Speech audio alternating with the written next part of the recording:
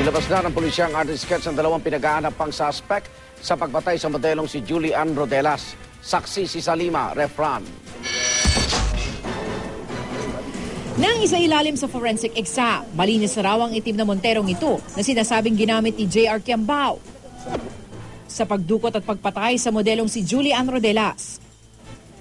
Pero nang mag-spray ng kemikal na luminol, lumitaw ang mga bakas ng dugo na hindi nakikita ng mata. Yung dugo ng tao sa madilim na lugar, pag tinamaan po ng chemicals, lumiliwanag po ito. Parang may ilaw na nalalabas.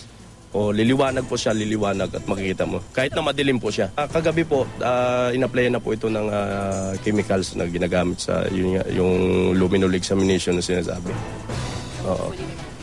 May nakita na nga po. Nakita ang bagas ng dugo sa pinto, gayon din sa mating ng kanang likod na bahagi ng sasakyan. Paniwala ng pulisya, dito unang binaril si Julie Ann bago itapon at pagbabarilin muli sa Cubao. Nag-spray rin ng soko ng super glue para makahanap ng latent print o bahagi ng finger o handprints na maaaring ikonekta sa mga suspect o biktima. Batay sa autopsy report, nagtamo ng 4 na tama ng bala si Julie Ann. Ang isa, pumasok sa may kaliwang sentido at tumagos sa utak, pero hindi na lumabas nang tumama sa likod na bahagi ng bungo. Meron din pumasok sa kaliwang pisngi at lumabas sa kaliwang bahagi ng leeg. Habang ang isa, tumama sa kanang hita at umakyat sa pantog bago naipon sa kaliwang balakang. Isa pang bala ang tumama at lumabas sa kaliwang braso. Gayunman, di malinaw sa ulat kung nagahasa ang biktima, gaya ng naging pahayag ng suspect na si Jmar Waraje.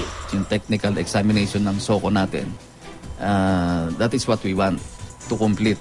The information relative to the rape. Sa ngayon, puspusan pa rin ang paghahanap sa mga umano'y humalay at bumaril kay Julie Ann na sina Efren Talib at alias Aldos na nagawa na ng artist sketch batay sa paglalarawan ni Waraji. Ako si Salima Refran, ang inyong saksi